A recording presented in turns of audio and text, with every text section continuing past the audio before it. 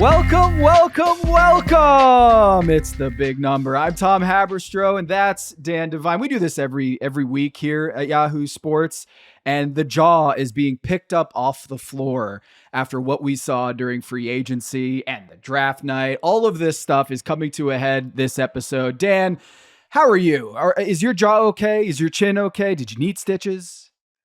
No stitches, no reconstructive surgery, jaw intact. It took a little while to get it back up there after Yang Hansen, but it's here now. It's back together.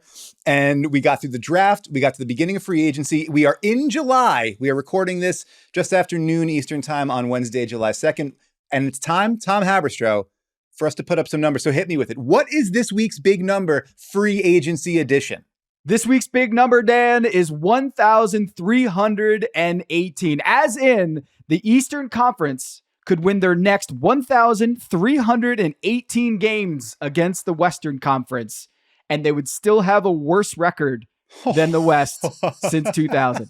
1,318. So that's 3 seasons worth, basically, because every year we have like 450 East versus West games, interleague games. So you could go 3 seasons in a row of not losing a single game, and they would still be under 500 against the West since 2000. That is courtesy of Basketball Reference. And you might be wondering, the folks at home listening to this, watching this on YouTube, why are we talking about this? Why is this relevant? Well, I think we need to point this out because of what just happened in the NBA. You've got not just a triple crown, I would say a grand slam. The West swept. Is that even a word, Dan? Swept. I haven't been getting a lot of sleep lately. It's all right. Listen, it's this time of year. We're all cranked up to the gills on our MIT Sloan Sports Analytics Conference coffee mugs. We're jacked to the gills. We're not getting sleep. Sweep me with it, Tom. Hit me.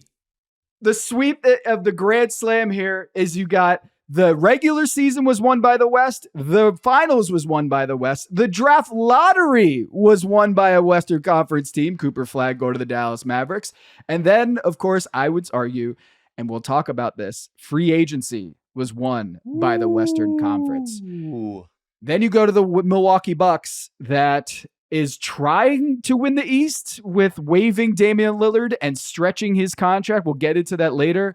And signing Miles Turner with one of the most shocking moves I've seen since covering the sport, that Damian Lillard is a free agent for the next 5 years. His cap number is going to be flattened over on the Milwaukee Bucks, and he can pick his team. Just a couple years ago, he was the missing piece for the Milwaukee Bucks, and now they've already waived him. So they're going for it because also you see in the East, the Indiana Pacers, they let Miles Turner walk to the Milwaukee Bucks after Tyrese Halliburton tore his Achilles. And the Boston Celtics are shedding salary and kind of reloading after Jason Tatum tore his Achilles in the NBA playoffs. So you have the Western Conference looking at this and being like, all right, we're going to ramp up. Like the East is going to be a lot less this upcoming season. So what did Denver do? They traded for Cam Johnson, sending Michael Porter Jr. over to Brooklyn. Not only did they take Cam Johnson from the East, they also took Tim Hardaway Jr. And Bruce Brown, also coming back to the champs, to the champion team from a few years back. But the Western Conference, man, they have continued to dominate the East. And I think it's worth talking about how loaded the Western Conference already got with free agency. If you look at BetMGM right now, okay, the top 3 title favorites, Dad, are OKC, Denver, and Houston. 3 teams from the same. We never see this. The last time this has happened is 2008. It's been that long since we've seen 3 teams at the top from the same conference. And so Vegas is looking at this like, I just don't see a way for the Eastern Conference to supersede what we're seeing from Denver and Houston and OKC. Good luck, Eastern Conference. So I wrote about this at Yahoo Sports, and I just think we should talk about, is there a path for one of these teams, whether it's the Knicks, whether it's Cleveland? I have an idea that I want to throw at you. Just kind of drop it. I wrote this in the column. LeBron to the Cavs. I think this is what this is all about. Well, we're recording this around lunchtime on Wednesday, so maybe the news will come out and this will look obsolete. But I feel like low-key, LeBron has been planning his return to the Cavs and trying to force his way there because he probably got word that the Lakers are kind of punting this offseason. They let DFS, Dorian Finney-Smith, go to the Houston Rockets, a rival team in the Western Conference, number 2 seed, and just added one of the great wing defenders from the Lakers. And I kind of feel like he got a whiff of this and was trying to get out in front of it. And now, look, Darius Garland hurt with the turf toe injury that he's not going to be ready for next season, maybe at the start of next season. Dan, is that crazy? Am I out of my mind by suggesting that the Eastern Conference is so weak that LeBron James could be looking at this like, I went to the finals 8 straight times. I know how weak it is. I'm going back. Cleveland, bring me home. I don't think it's crazy. I think for the starting point is that basically it has felt like the clock on LeBron's time in LA it began ticking louder and louder the second they traded for Luka Doncic, right? Like the 14-year spread between Luka's age and LeBron's age. It was like very clearly, this is where we are prioritizing our, the forward-looking outlook for our franchise is going to be built around what Luka can be over the next decade and a half, not what LeBron is, and like what makes the most sense for him in the next year or two. That dovetails with what we've seen, like the reporting, I think Dave McMenamin at ESPN, that like they're looking to not add anything beyond 2 years because they want to be able to maximize their financial flexibility, 2027 and beyond. Setting aside whether that's like a good idea for your... You got Luka and LeBron on your team. Come on. Yeah, right. Like, you have Dorian Finney-Smith. You just add a center to this. It's... Wow. 2 years from now is a long time in the NBA, as we just saw with Damian Lillard. Go ahead. Sorry. Absolutely. But I mean, I guess if you're looking at it and saying like, is there a version of this that's, it's Garland and, we know that the Cavs or the Lakers are looking for a center, and it's like, well, Jared Allen is like a screen and dive lob catching big man who seems like he would work real well with Luka Doncic and like the rim protector behind those perimeter guys. Or, I am not nimble enough on the trade machines as we are recording right now to find the right financial mix. But if there's something that's like, Garland and Allen, or like a DeAndre Hunter gets into the mix there as well. Like there might be a framework. I'm guessing based on your wonderful faces, I'm guessing that you've got something worked out here already. I do. There's a few cap gurus in our space that I would trust with figuring out all of the bells and whistles that would have to go into this trade to make it legal under the CBA. Eric Pincus from BR is one of them. And he wrote about this framework. And I wasn't sure about the second apron rules and how that would affect things. But this is a trade, a 4-team trade. You loop in the Houston Rockets. I had no shot. I had no chance of putting this together on the fly. Okay, let's hear it. No chance. I frankly, it is so beyond, like, unless you've been studying the cap minutia for the last like 15 years, I don't think this would really make sense to you in your head. But I trust him, and I think this framework does make some sense. Okay. I made a couple tweaks to it, but basically this is what it is. LeBron James to the Cleveland Cavaliers along with Bronny. Okay. Sure. Cleveland sends Darius Garland not to LA or Houston, but to Utah.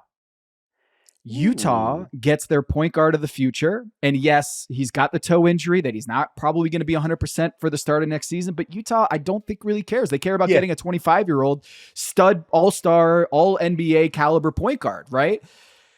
But it's going to cost them Walker Kessler going to the Cavs. Sure. So they're going to get Darius Garland. And Walker Kessler is going back to Cleveland. So LeBron, Walker Kessler going to Cleveland. Houston gets Finney-Smith. They were already getting Finney-Smith. And so they're going to get a sign and trade using Dorian Finney-Smith. But the Lakers on the other side are going to get Jared Allen, like you pointed out, and DeAndre Hunter. Okay. So I wrote about this a couple months ago, which is like when the Lakers were bounced from the playoffs, I was like, man, Jared Allen, he would look really good next to Luka Doncic as a rim protector, as a vertical spacer. It's hard to find many bigs, young bigs that fit the timeline of Luka Doncic and check those boxes better than Jared Allen. And guess what? it becomes a lot more likely now that if they have an early exit in the postseason, that I feel like would be the only reason why Cleveland would entertain such a deal, and they had an early exit from the postseason. So 4-team trade, LeBron to Cleveland, along with Bronny, and Walker Kessler goes to Cleveland. Then from the Utah side, they get their all-star. They get their point guard of the future next to Ace Bailey and Larry Markkinen. And the rest of their rotation is set with their future point guard. And from the Cleveland side, it makes sense because also you're getting off long-term money. Like LeBron could feasibly retire next year. If he's traded to Cleveland, you know that there's going to be like this talk about a retirement farewell tour, and would be a really nice heartfelt story. But also it makes sense from an organizational standpoint if you're trying to duck the tax or try to not have such a crazy tax bill. So that's the trade that I proposed in the piece. And I feel like the fact that the Lakers haven't announced LeBron James's return, it feels like something's cooking. I don't know what it is. Third eye's open. Third eye is open on this, Dan. You're absolutely right. So what do you think? What do you think about that framework? First blush, I think about what's left in Cleveland, right? And then you've got, so Donovan Mitchell moves on to the point, and it's Mitchell Mobley at the 5, LeBron at the 4. You fit in, like, is it Max Strus in the mix there? You know, is Dean Wade picking up more minutes? You know, Larry Nance Jr. just comes back and he's like kind of a combo big, but like you're building out from LeBron, Mobley, Mitchell.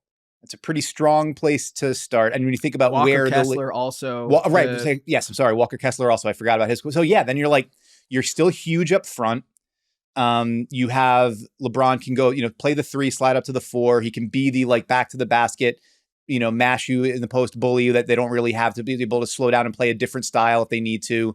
And you still have, Mitchell able to handle most of the ball handling, and may also some of the off ball strides he made last year as a floor spacer, creating more opportunities for other guys to create.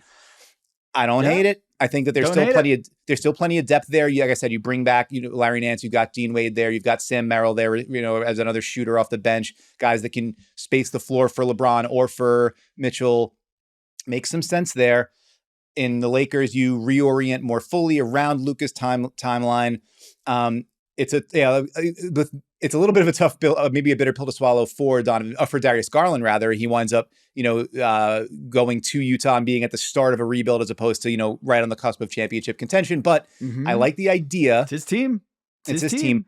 I mean, send it in, Tom. I like the idea. I also love this, that like, if you're talking about what has LeBron's Los Angeles tenure largely been about, it's like he's there for the storytelling elements of his life outside the court, right? Where it's like, I have my, the Spring Hill production studio here, and we're going to increase my footprint in movies and in television, whatever. What better storytelling avenue than it's like, well, now let's come up with the final chapter of my NBA story by bringing it back to Cleveland with my son as we look to sort of close the book here and then move into whatever's next. There's a lot to like. I imagine not so much for the rest of the teams in the league that are like, come on, man. Like, now we're making 3 to 4 teams better here, and then creating or bolstering multiple championship contenders. I don't know about that, but yeah, like LeBron he spent an awful long time saying the path of least resistance to a championship is in the Eastern Conference. Given the state of the Western Conference as it looks right now, it would make an awful lot of sense to look at to make the same evaluation and come East, old man. I guess not young man anymore. Oh, you know what? My final line in the piece is, if the league's eldest player wants to win a championship while he's still at an all NBA level, it's clear that the loaded Western Conference is no country for old men. There you go. I mean, right? Listen, I don't know if it's just an indication that we have been talking to each other too much over the course of the last, 6 to 8 months. If it's just like, this is the way washed writers think, where we're like, what's the kicker on this one? But yes, I'm going to go for a Coen Brothers reference here and just land this plane. Yeah. That's exactly right. And then get out. It's the next, or it's a higher level kicker than like, it remains to be seen, or it will be interesting to watch what comes next. Whatever gets you out of the piece. Time will tell. Yeah, time will tell. Right. When in doubt, just get out of there. I love that. I think it's interesting. I think it would be a potential balance shifter, maybe not 1,318 wins worth of a balance shifter. But that's why LeBron I feel like LeBron, LeBron wants to get out of the Western Conference because he's been to the NBA Finals once with the Lakers in what is 7 seasons, and he went 8 straight seasons of going to the finals with the Cavs and the Heat. So I just think from a storytelling standpoint, from a roster standpoint, from the cap standpoint, this makes sense for a lot of the teams. And of course, you can throw first round picks and protections around and sweeten here and there, but at free agency, the East is, I think, getting a big downgrade this offseason. And the West is loading up. And there's some really interesting numbers in the piece, and I encourage you to read it. But basically, the West added +5 in the estimated wins added department over at dunksandthrees.com. They were +5 in aggregate of all the players that moved from the East to the West. And on the other side, they got to come from somewhere. The Western Conference teams that went east, or Western Conference players that went east and swapped conferences this offseason, their aggregate rating is -15. Okay. So it's just classic that the West keeps getting richer. And that's why I think LeBron James is eyeing a return to Cleveland for his 3rd stint and final one.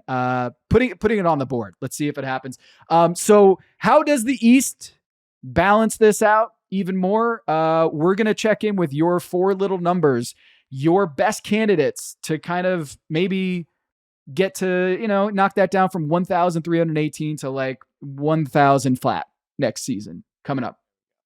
All right, Dan, this week's big number again, 1,318. That is the number of consecutive wins that the Eastern Conference could have against the Western Conference in head-to-head matchups. And they would still have a losing record since 2000. 23 of the last 26 seasons, the West has beaten the East in the regular season. It's just comical. 17 out of the last 26 champions, I think, is something like that, is from the West. So how does the East fight back? They don't want to be known as the Eastern Conference anymore. Dan, who's your first candidate to punch back against OKC and the rest of the West? All right. Well, our first little number it's the team that we just discussed, but absent of the context of a LeBron James return, +9.3. That's how many points per 100 possessions better the Bulls were last season when Lonzo Ball was on the floor than when he was off it. That's on-off swing, according to our friends at Cleaning the Glass. So they played about more than 6,500 possessions without Lonzo last season. The Bulls got outscored by 3.3 points per 100. That's like it's a bottom 10 net rating, around what the Suns did during their disappointing season last year, which when, again, everybody got fired and traded. In just under 1,800 possessions with Lonzo on the court, +6 per 100 for the Bulls, which would have been better than like the Knicks, the Wolves, and the Rockets in terms of their full season net rating. Now, obviously, small sample size theater, you can't apply like one thing to a full season, but the general point is, without Lonzo, Bulls stunk. With Lonzo, they played really well. Lonzo Ball, as you might have heard, no longer on the Bulls, now a member of the Cleveland Cavaliers, thanks to a trade that sent Isaac Okoro to Chicago and brought Lonzo to Cleveland. Surely there's some picks involved, right? You'd think so, but the Bulls actually, it would be like insulting to them to even submit that they should be getting a pick in any of these trades. They didn't take one for Alex Caruso and get Josh Giddey back. They certainly weren't going to take one for Lonzo Ball and get back Isaac Okoro. They're just really excited about building with young vets. Lots of love to them and all the more power to them. Lonzo Ball, the obvious red flag is his health. Missed 2 full seasons with knee issues and had a revolutionary, cartilage replacement, surgery to transplant a new kneecap, I believe, onto his knee. And it took a while to get him back on the court. He got on the court last year, played only 35 games, 777 minutes. And I think there was a wrist issue that was, plaguing him later in the season as well. Big if, though, if he's healthy, 6'6" wing, can shoot the ball, passes the hell out of it, great defensive player, phenomenal instincts, great hands, blocks and steal rates, etc. How much, even without LeBron, how much does just adding Lonzo into the mix of what was already there in Cleveland elevate that Cavs team in the context of a West that's super strong and an East that's kind of waning? I love this pickup for Cleveland, regardless of LeBron. I think it even gets better if LeBron is there, just because Lonzo Ball doesn't have to do as much. Sure. if LeBron is there in terms of the heavy lifting. Donovan Mitchell, not a great defender. Lonzo Ball, much better defender than Ty Jerome. Ty Jerome last year felt like he was in some ways like Josh Giddey, played off the floor in the postseason, not as potent as he was in the regular season. I love Ty Jerome. Regular season was just a baller, like bucket getter. Some of the best highlights of last season involved Ty Jerome just doing crazy things. And in the postseason, it just kind of got neutralized in ways that I think they were not okay to let him walk and go to Memphis. One of many players that went from east to west, as I noted at the top. But this trade, it's just great work. I mean, you already have DeAndre Hunter on the team.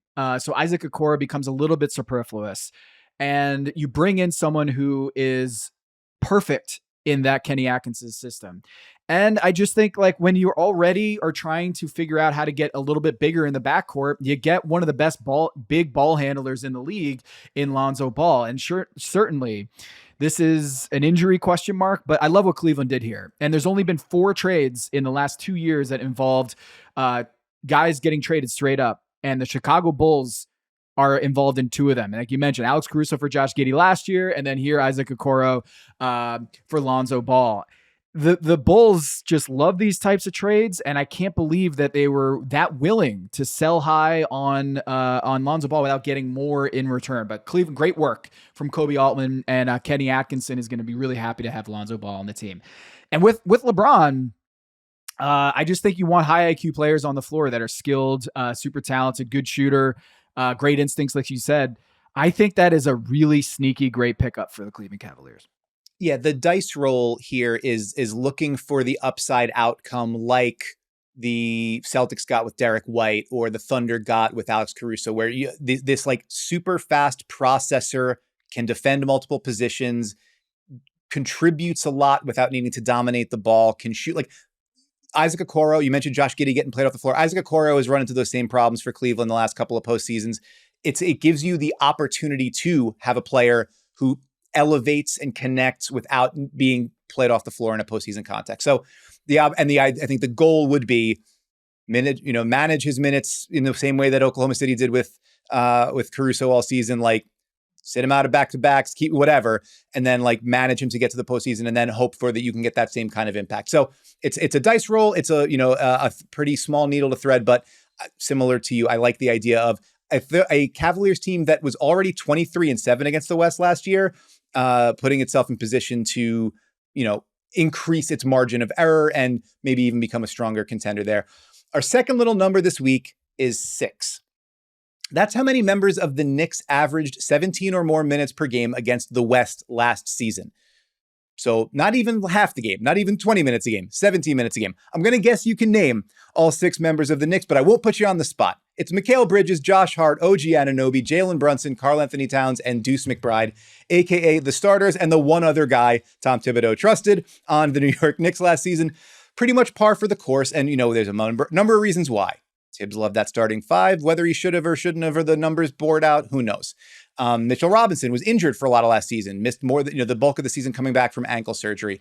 A lot of skepticism, fair or unfair, about what those veterans, guys like Campaign, Landry Shamet, DeLon Wright, could provide. And you're not going to lean too hard on rookies like Tyler Kolek, Ariel Hukporti, or Pacom Dadier. So that's 6 guys who, when they faced the West, got more than 17 minutes a game. This season, though, or heading into next season, rather, you got Mitchell Robinson healthy. You got a pair of new free agent arrivals, Jordan Clarkson, one of those West to East guys, and Gershon Yabusele. They grabbed him from the 76ers. A nice pickup with the taxpayer mid-level exception, I believe that is what they wound up giving him. And if I'm adding right here, that's a 9-man rotation, which I don't think the Knicks have had, since before the pandemic. And if that's before you get into any like growth from the young guys, or if they bring back Shamet or whatever, So what we do have, though, is a Knicks team that, with maybe some fresh ideas and some fresh bodies, can maybe help narrow that gap between East and West a little bit. What do you think about the way the Knicks are coming out of the first couple of days of free agency and looking to head into next season? Well, I think also the Knicks, not only do they have a good team that could make a sizable jump next season, a couple things have to go their way for them to do that internally, like organically. but they're also in position to go after LeBron if he decides I want to be traded and I want to go to Madison Square Garden. We saw last year This is at Lucy the in the deadline. football, though, man. It's Lucy in the football. It's like, how many times in my life can I hear about how LeBron James is coming to the friggin' Garden? Anyway, I'm sorry. Go ahead. At the deadline. Well, he at the deadline last year tweeted out an hourglass emoji.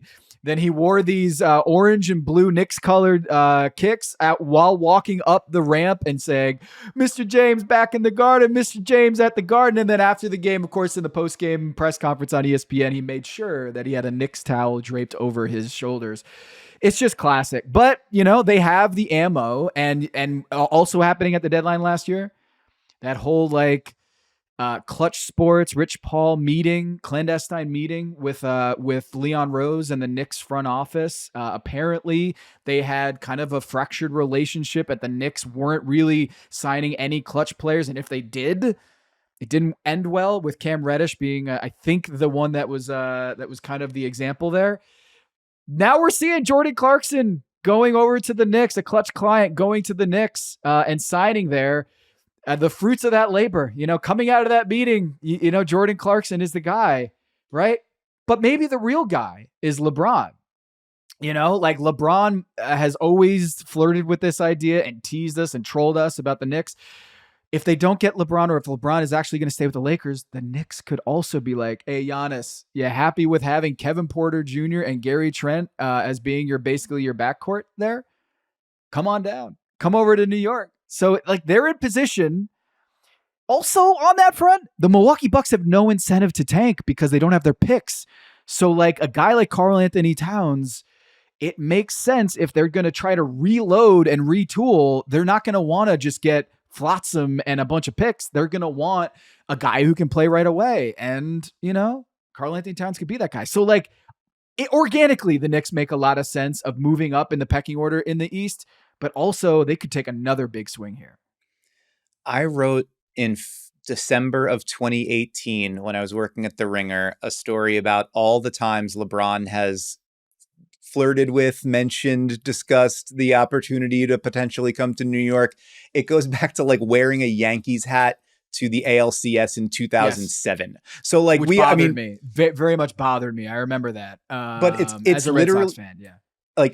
There are prospects being drafted younger than the "Will LeBron come to New York" storyline. It's preposterous, but here we are. But what is preposterous, perhaps most preposterous about it, is that it's not preposterous. You could actually see an argument for why he would make sense as finishing piece. We're through the looking glass now in the NBA. With right. Damian Lillard got waived. Stretched 5 years of $22.5 million. Luka Doncic got traded for AD and a pick. Okay. So we're done. We're done with saying that's too preposterous. So yeah. Wouldn't that be an amazing, if it's not Cleveland, that might be the most interesting storyline, is him going to New York. Well, what he said, I was at that I think the last game he played against Dwayne Wade, and it was man, finishing up here at Staples Center, it could only be here or the Garden that our stories could end. Listen, is the story going to end at the Garden? Who knows? Breaking news, Dan. Mike Brown has been offered the New York Knicks job. Ooh, okay. The long national nightmare is over. We now have a New York Knicks head coach. First thoughts for me is, glad he got back on his feet. I think he got a raw end of the deal in Sacramento after what he did to revive that team with, I think, kind of as you can see now, an awkward fit roster construction. And Sabonis is really tough to build a playoff caliber roster and defense around. And now he gets a chance to do work his magic with this New York Knicks roster that evidently James Dolan and Leon Rose, depending on who you believe who is behind this deal to fire Tom Thibodeau, they believe that this was not enough. The Eastern Conference Finals with the Knicks was not enough, and that they have another level that they can get to. And Mike Brown, they feel, after canvassing the entire league of people who were employed, they end up getting maybe the top head coach free agent that was an NBA head coach last year with the Sacramento Kings before being let go 31 games into the season with a 13-18 record. The thing that jumps out to me is Why Mike Brown? Well, defense was always Tom Thibodeau's calling card, so it doesn't really make all that much sense, like from an offensive mind, why you go with Mike Brown, who's traditionally more of a defensive mind, but Sacramento had some awesome offenses there under his helm. Yeah. And like you have pointed out to me, the James Borrego piece is really interesting as an offensive lieutenant coordinator for Mike Brown. We'll still see what happens there. But again, like if we're going to read the tea leaves here, if LeBron was possibly on the market, would he want to play for Tom Thibodeau? I don't know. Would he want to reunite with Mike Brown? The guy who helped him get to the 2007 NBA Finals as a 22-year-old? Sure. I don't know whether that changes or moves the needle for LeBron, but I do think that from a coaching standpoint, I think Mike Brown is a little bit more highly regarded among players in terms of guys I would play for. So maybe the Knicks think that Mike Brown is a more player-friendly coach who might be easier on the players, more open-minded about certain things, not as rigid in his rotations. And I'm interested to see how this plays out. Yeah, I think that if the concerns about where the Knicks were after the Tom Thibodeau era were that it was a level of rigidity in rotation decisions, who you trusted and who you played, and let your overall creativity on the offensive end. The idea of going with, but you don't want to throw out the baby with the bathwater, right? You don't want to just like completely get rid of a defensive culture and the idea that getting stops is important. You get a guy in Mike Brown who comes from the Greg Popovich coaching tree, who also spent, 6 or 7 years under Steve Kerr in Golden State. And there's that meld of we are going to be like a, buttoned up, hard line defensive team, but also strength in numbers and a little bit more flexibility, a little bit more fun, like a little bit more looseness in terms of the way we approach things. And I think you're right to point to the fact that he got to Sacramento and like completely re-envisioned what that offense was going to look like and said, I've been given these kind of disparate pieces. How do I make something happen? It's like, it's all dribble handoff and it's all, high speed, high pace, high shooting. And I don't know that anybody necessarily would have expected that that's how Mike Brown would coach offense. And then he got to Sacramento, took the pieces that he had and made something interesting out of it. Number one offense in the NBA, and made something really interesting out of it. And then also got to the seventh game of a playoff series against the Warriors in that first season, needed Steph to go for 50 in game 7 to knock them off. They were roughly as good the next season in Sacramento, just that the West got better around them and they wound up on the short end of the stick. I think 48 wins and 46 wins in his first 2 full seasons there. He's he's once had a full season finishing under 500. He's been all those years in Cleveland. They had the 1 year in with LA where he went 41 and 25 in that lockout shortened season. He got fired very early the next season and replaced by Mike D'Antoni. Had the one kind of like wonky season back in Cleveland when they got after the Kyrie lottery, but then before LeBron comes back, and then 2 really good seasons in Sacramento, and then things went south in Sacramento, and I don't know how much we can blame him for that. All of which is to say, it does not profile as the like slam dunk, no doubt about it. We've leveled up inarguably over what Tom Thibodeau was, kind of higher, that I think a lot of people were maybe hoping for. If you are going to make the move to move away from Tom Thibodeau, you need to know who you are hiring, and it needs to be a clear upgrade in whatever way. This does not necessarily feel like a win the back pages kind of hire, which is, I think, maybe the best argument you can make for the possibility that it is the right kind of move. Because throughout the time that the Knicks have been under Leon Rose's watch, they have not necessarily done a whole lot of win the back page stuff. They've done a lot of brick by brick, bit by bit, build a more competitive, more cohesive, more sensible roster. The idea of we bring in a guy who we know can coach defense, who's also maybe a little bit more willing to use his bench and think a little bit outside the box in terms of the way he approaches things offensively, especially if you are able to bring in an offensive coordinator like Borrego, who has drawn raves for his ability to do that first, in Charlotte when he was there, and then in New Orleans and other outposts that he's been to. It potentially solves the problems that the Knicks saw that they had, and while retaining some of the things that have helped build the Knicks back up. So cautious optimism here, much more to be revealed. And then, of course, if LeBron comes, it kind of changes everything. So who knows where we'll be by this time next week. But for now, the Knicks have a coach. No more openings in the coaching search for the NBA. We move forward through our NBA offseason.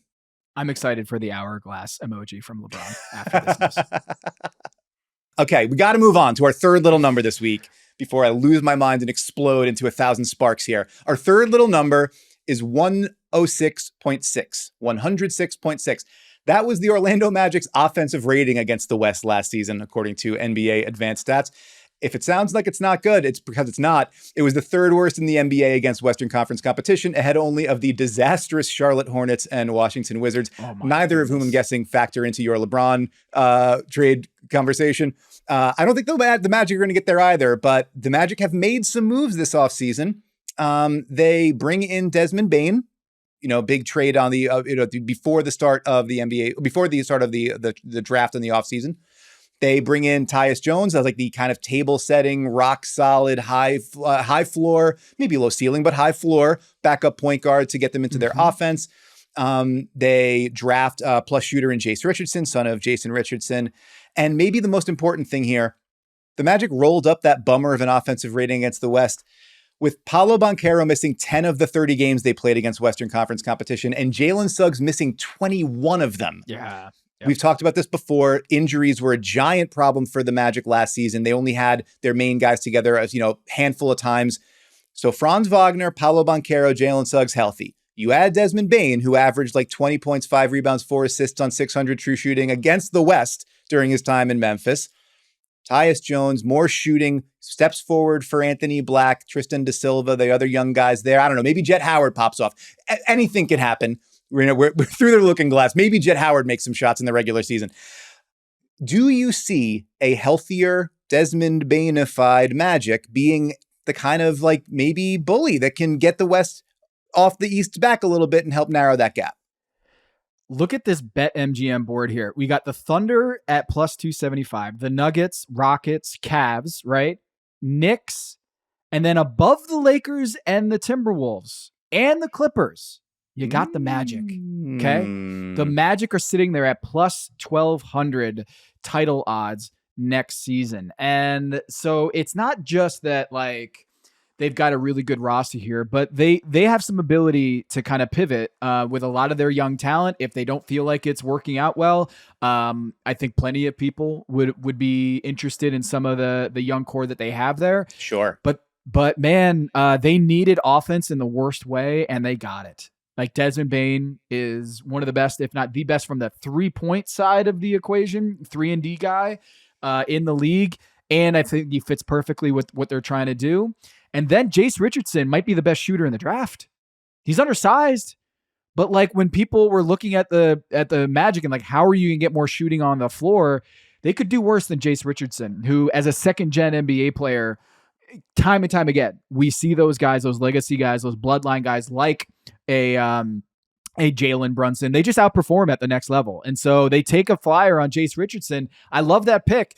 The Magic are going to be fun next year. I hope they stay healthy. They really do need to stay healthy. And Franz Wagner needs to figure out that jump shot. And if they do, if all those stars align, I could see the Orlando Magic. They're not going to, I don't think, going to get the number 1 seed as long as the Cavs are there, but I could certainly see them getting the number 2 seed. Well, you're too modest to do this, so I'm going to plug it for you. You wrote a really good piece about that second generation NBA star, the sons of prospects, kind of sons of NBA players prospects thing at Yahoo Sports. It's worth reading. You also had a great conversation about it with Bomani Jones on The Right Time with Bomani Jones. So I encourage people to go check that out. Tom has been a semi-regular contributor there and doing wonderful work with Bomani. So please go check that out. Our fourth and final little number this week, 1. It's the loneliest number. It's also our final little number. That's how many times in the Trae Young era the Hawks have finished 16th or better in defensive efficiency. So not even top half, but just like 16th in a 30-team league. One time. It was 2020, 2021, and that's the year they went to the Eastern Conference Finals. We're recording this again pretty early in the day on the third day of free agency, but I think the Hawks are considered like a unanimous victor of free agency thus far, at least on the Eastern Conference side of things. Partially for the draft pick scenario that they got. We talked about this and what was New Orleans thinking and how the Hawks wound up with this like incredibly valuable unprotected 2026 first rounder, but also the talent they added now. They take advantage of the Celtics fire sale. They get Kristaps Porzingis. They take advantage of the Timberwolves needing to, or trying to find money to sign, bring back Naz Reid and Julius Randle, and they get Nickeil Alexander-Walker. Both of those guys, potential, I mean, when they're on the court, and Porzingis, obviously health and is a consideration, but when they're on the court, like high-end defensive contributors, Porzingis with his rim protection, Alexander-Walker point of attack on opposing guards, switchability at 6'6". And this was a team that was already 17th in defensive efficiency last year when Jalen Johnson went down. So the end of January, the Hawks, remember, they had that kind of like sneaky run through the NBA Cup, and they were like looking kind of frisky. Jalen Johnson gets hurt. They kind of go in the tank and end up in the play-in as is like their ancestral birthright. But they were like right around middle of the pack defensively when one of their best players got hurt. He comes back. You add Porzingis. You add Nickeil Alexander-Walker. You got Onyeka Okongwu up front to go with Porzingis. You've got Zachary Reese-Shea in year 2. Dyson Daniels, Defensive Player of the Year finalist, all defensive player on the wing there alongside Alexander-Walker and Johnson.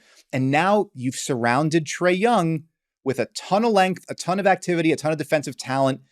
And again, we've only seen it once, but the last time that happened in Atlanta, they were 2 wins away from the finals. So do you think that the off-season champion Hawks stand a chance of carrying that into the regular season against the West and maybe putting themselves in position to make another deep postseason run? You laid out the roster construction and why this team is so intriguing this upcoming season. I will also, on top of that, point out that they have that pick from New Orleans, like we mentioned there.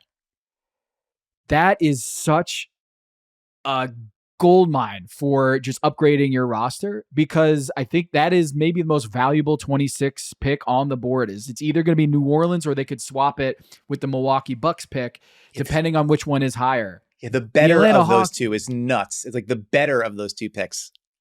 Unprotected. Dad, unprotected. It's nuts. It's nuts. So let's say they're coming into the trade deadline and Giannis is not happy about how things are going. Miles Turner experiment is not going well.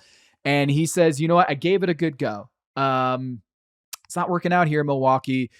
Gave it a shot. And look, we're 10 games under 500. Milwaukee, they're going to probably call up Atlanta, aren't they? And just say like, hey, we would like that pick back. Things aren't going well for us. What would it take?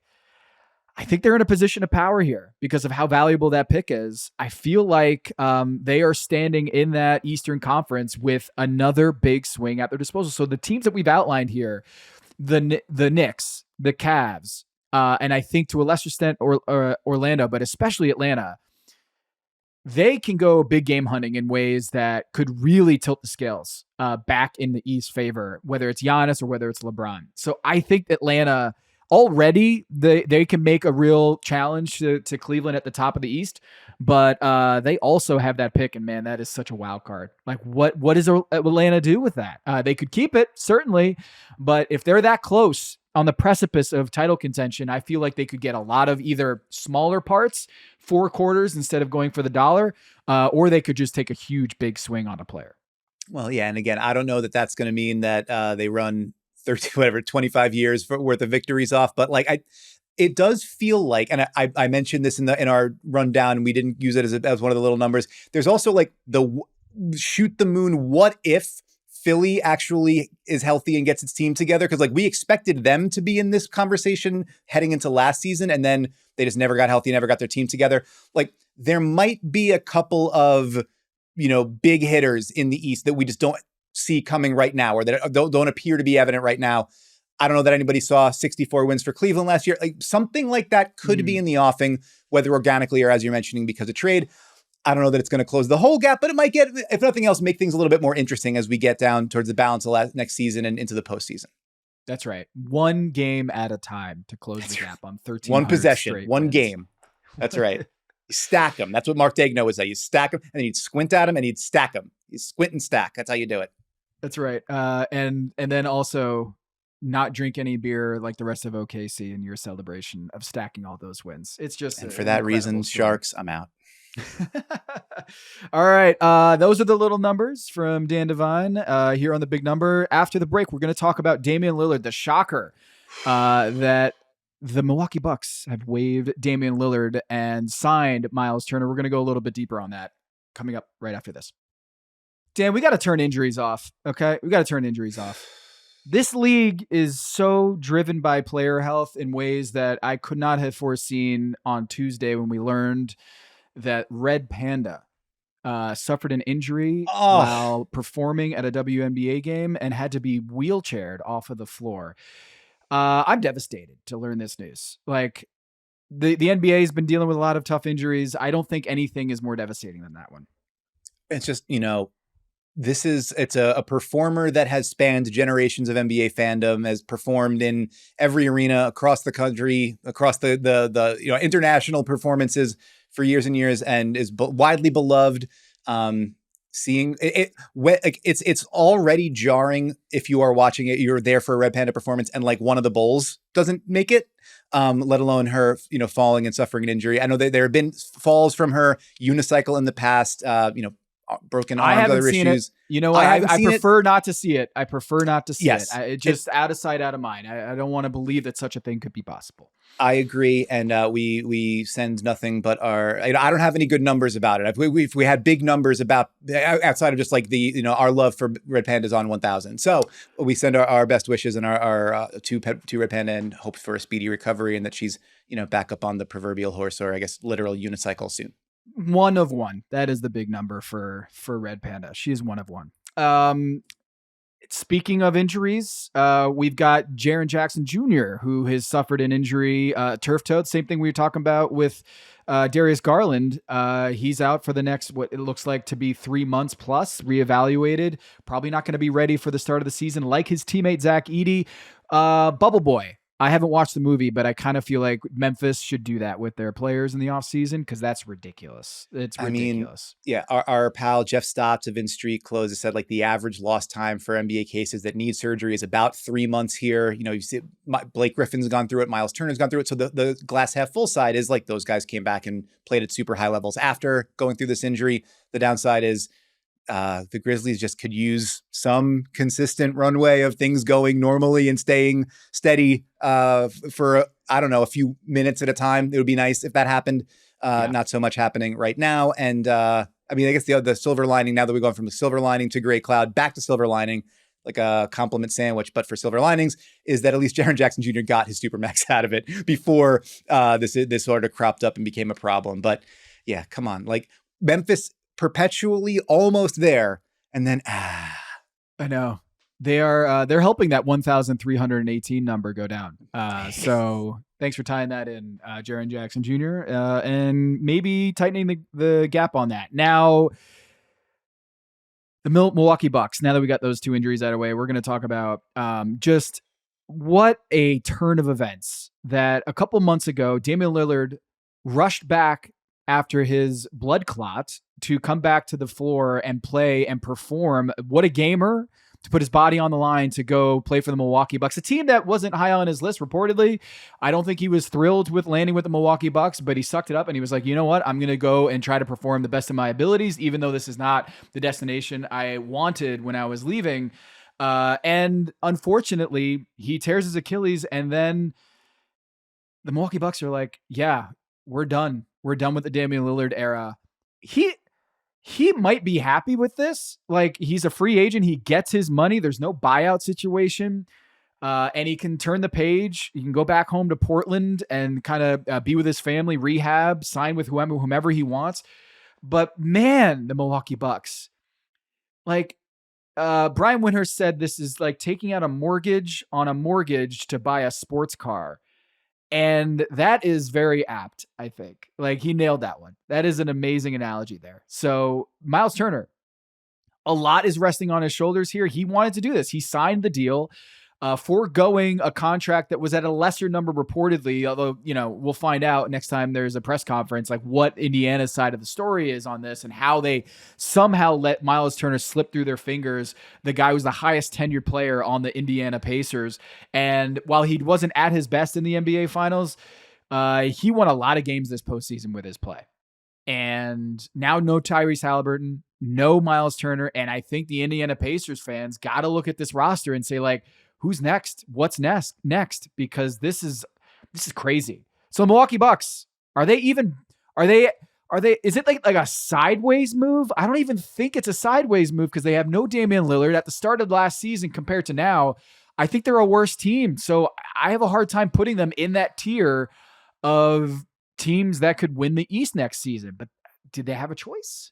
I mean, I think I wrote about this a little bit at Yahoo Sports in the wake of the injury and the Dame news and at first in the wake of the injury where it's like they're just out of outs. Like they don't have pathways to rebuild a competitive title contending roster if there's no Dame and you've already spent like most of your draft capital trying to make win now trades and Chris Middleton went out and Kyle Kuzma came back in and you're like paying $135 million to Kuzma, Giannis, and Dame's not going to play next year. Like, so you need to either find a very creative solution to add more talent now or contemplate the, uncontemplatable of moving on from Giannis. And, okay, Josh Kroenke. Okay. Yeah, and so they chose not to do that. And they found a creative solution that is going to put a $22.5 million dead cap charge on their books for the next half decade, which is going to make building like extraordinarily difficult to manage, as you move forward. But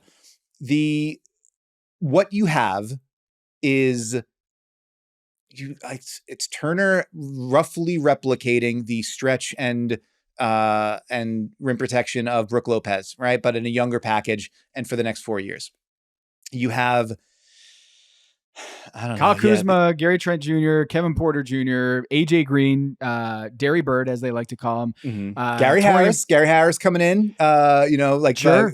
The Falcon out of the portal and end game on your left. Gary Harris flies in. As our friend Trey Kirby said, they've got all the Garys in the NBA. That's true. You've cornered the market on Garys, and you can't put a price tag on that. It's not an overwhelming roster, I would think it's fair to say. The best look at it is probably Giannis is your point forward. You have Turner stretching at the 5. You've got Kuzma as kind of a combo forward, and then you put 2 more shooters out there, whether that's Trent and Kevin Porter Jr. or AJ Green or whatever, but like Harris in some capacity. But that's, you play big, you play physical, you play through Giannis as the point forward, and you hope that there's enough shooting there and that Turner can cover up enough messes defensively and Giannis with his weak side rim protection to be able to be at least roughly commensurate with what you were last season. And the part you have to really, it's like all in the eye of the beholder is if you look at, and if Giannis is able to look at that and say, the East is bad enough that if you get me to the playoffs with that, I can win. Like I'm good enough to get us there. Maybe. Can they get to the playoffs? That's a great question. If they're the 7th seed in the East, they could miss the playoffs in the play-in tournament. Like totally. And the only way it really makes sense is you have 2 guaranteed seasons of Giannis left. He has a player option, I think like 62 and change for the 27-28 season. So you got 25-26 and 26-27 that for sure you got Giannis. There is no future for the Milwaukee Bucks if Giannis leaves. So every time they've come to one of these impasses and these forks in the road, they've made a huge move to try to make sure they know, or that he knows, that they're trying to compete for everything they can while they have him. The first one worked out great, Drew Holiday. Second one, Damian Lillard, didn't work out so hot. Now, here we are. If it makes Giannis feel like they're doing everything they can, it's the only move to make until you run out of outs. And that wall feels like it's encroaching and coming forward very, very quickly. But if it makes Giannis feel like we're going to get to the springtime and I'm going to have meaningful games to play and I'm going to have an opportunity, then it's the move that they had to make. In the chess, I played chess with my 8-year-old and she beat me the other day and it was like, man, this is devastating. But the way that she did it was just crushing. You know, when you can take your pawn and you go to the other side and you exchange it for your queen, I went to the other side and exchanged it for my queen. And then she killed me like as soon as I got it. That's what I feel like the Bucks just did with Miles Turner, which is like they did get Miles Turner, but what did it accomplish in the Eastern Conference with all the decimation at the top of the East? Of course, you're going to be looking at that and saying like, okay, maybe we can make a run. But the fact that Indiana let him walk. When something like this happens where they're not willing to go an extra year or add a couple $1 million to the number on an annual contract, and they decide, hey, this has been great, but best of luck to you going forward. There's an asymmetry of information here. Like the Indiana Pacers have had Miles Turner on their team. The only thing I can think of is that they're worried about his long-term health or something, that they're just like, it's a lot of miles on his tires, no pun intended. It was a long postseason run. And you know what? At that number, we're just going to balk. We're going to let you go. That's the only thing I can think of why they weren't willing to go there. You just went to the NBA Finals. He just played his heart out for the city, and then you're not willing to go the extra number to bring him back. And the tax, like whatever. Like if you're not willing to go to the tax to retain a guy like Miles Turner and try to run it back with this group that it went to the Eastern Conference Finals last year and then went to the finals this past year. It's a baffling move. So in all respects, like what a crazy, crazy turn of events. I think that the argument, the more, I guess, like friendlier argument for the Pacers, rather, the glass half full look there of like, why would they do this? The more charitable reading, that's the phrase I'm looking for. Also not sleeping great. Also sports analytics conference, coffee mug, is that, yes, they've made those runs to the conference finals and to the finals with Miles Turner as the 5. They made them with him as the 5 and Tyrese Halliburton as their point guard. And I think they were looking at it and saying, if Tyrese Halliburton isn't the point guard, the guy who is like demanding the defensive attention, bending the defense, making the kind of plays that only 2 or 3 other players in the NBA can make to create openings for our stretch 5, who can't really create for himself and who benefits largely from being able to plant up at the top of the floor in the pick and pop and get spoon-fed open looks. Is Miles Turner's value going to look a hell of a lot worse next year with 3 years left or 2 or 3 years left on a market rate contract that we can't then get value out of? Is he going to be, when Tyrese Halliburton is ready to come back in 2 years, is the 31-year-old version of Miles Turner with 2 more years to tread on his tires as valuable a player and as much of an elevator for our team as he was these past couple of years? And if we have any questions about that, and if we're unsure about whether that's going to be the answer to those things is going to be yes, then is this a chance for us to kind of treat our crisis as an opportunity and say, we don't get locked into long-term money we're not sure about. We present ourselves with some options to find whatever the next answer is at the 5 to bring us through the balance of Tyrese Halliburton's prime when he comes back at 27 off the Achilles. And we have the rest of this 25 and under-ish roster where you've got Nembhard, you've got Nesmith, you've got Obi Toppin if he sticks around, you've got Benedict Mathurin, obviously some decisions to be made about him, I think in restricted free agency moving forward. You've got this sort of younger core that Turner is a few years older than and like maybe not quite in line with. I think that's interesting. The idea of they're looking at it, you're mentioning the asymmetry of information. Maybe the information that they feel they have, and that front office maybe deserves the benefit of the doubt given how they've built from the middle and built a title contender out of it, and saying, we think maybe we can't do better right now, but we think we might give ourselves some outs and some opportunities moving forward here. So it hurts now. It does feel like maybe penny wise, but pound foolish. And maybe in 2 years, there's a vision that comes into further view that makes it a little bit clearer why they made that choice. All right, so that's a wrap. We'll see, Dan. By the time this gets out, maybe Giannis has already made a trade demand. So we'll see. We'll see. That's our analysis. In which case, I'll talk to you in a few minutes. I don't know. We'll find out. Yeah. Well, we'll see what happens. I know everyone with bated breath is going to be tracking the 1,318 number for next season as we see some interconference play. It's going to be great. It's going to be a great summer league. It's going to be a great off season. We'll see what happens with LeBron and Giannis and all the other potential goings on in the league going forward. But we've gotten through basically the majority of free agency. We did it, Dan. And yeah, I feel like we're on the precipice of the last day of school or something here. So this was great. Oh man, don't you put that evil on. Listen, you say that. Everyone, you've crossed their fingers, throw some salt over your shoulder, whatever your